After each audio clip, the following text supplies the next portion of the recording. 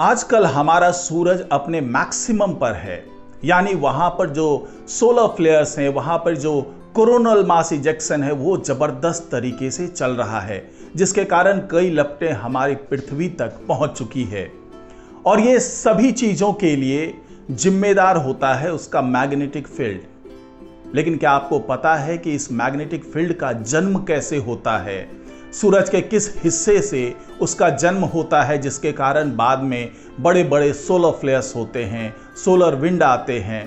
तो ये जो मैग्नेटिक फील्ड है वो एक बहुत बड़ा अहम रोल अदा करता है इन तमाम चीज़ों के लिए, जो वहाँ पर गर्मी है, जो वहाँ पर सोलर फ्लेयर्स हैं, जो सोलर साइकिल्स हैं, तो उसमें इसकी बहुत अहम भूमिका होती है।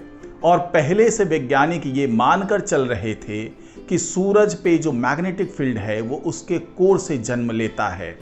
लेकिन इस बार वैज्ञानिकों ने जो रिसर्च किया है उसने पुराने तमाम रिसर्च को झूठा साबित कर दिया है। तो आज की वीडियो में यही जानेंगे कि ये जो मैग्नेटिक फील्ड है सूरज का, उसका जन्म कहाँ होता है और किस तरीके से वो सूरज पे इतना जबरदस्त चुंबकीय क्षेत्र तैयार करता है।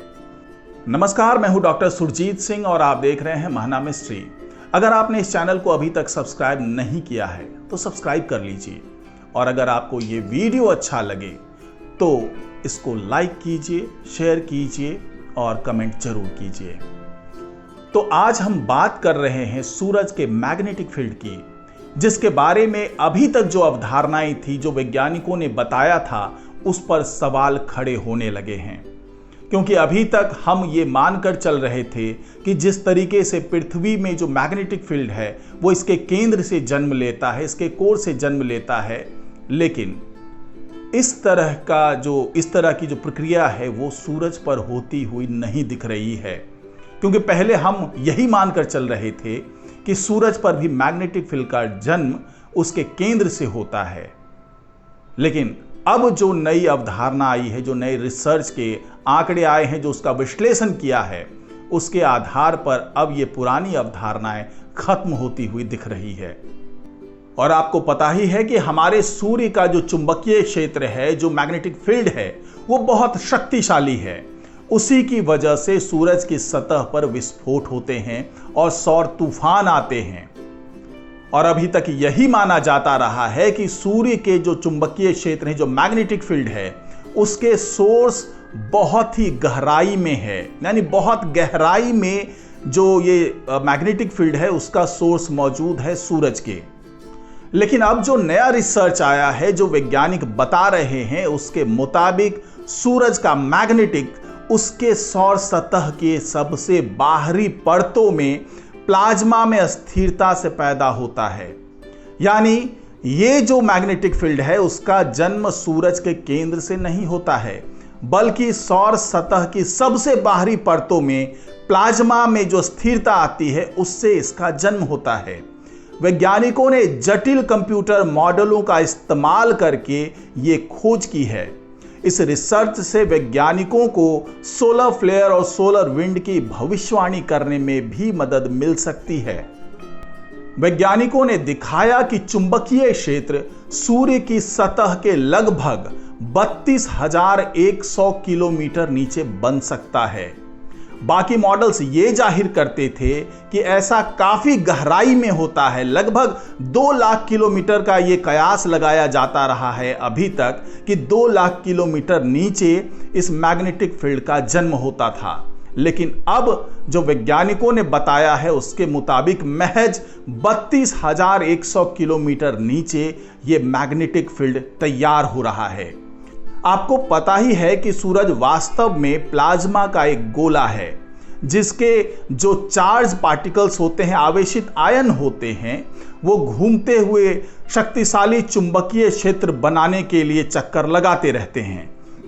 घूमते और बहते प्लाज्मा के क्षेत्र को कन्वेक्शन जोन कहा जाता है। ये जोन सूर्य की सतह से करीब 2 लाख किलोमीटर नीचे तक फैला हुआ है। सूरज के चुंबकीय क्षेत्र की रेखाएं देख पाना बहुत ही मुश्किल है।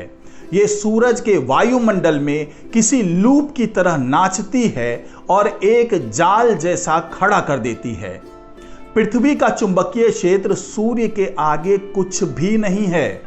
इस वजह से वैज्ञानिक गणितीय मॉडल्स का सहारा लेते हैं, मैथमेटिकल मॉडल्स का सहारा लेते रहे हैं और 3D कंप्यूटर सिमुलेशन भी इसके लिए तैयार किया गया, इसके लिए यूज किया गया, लेकिन वो बेहद सरल थे।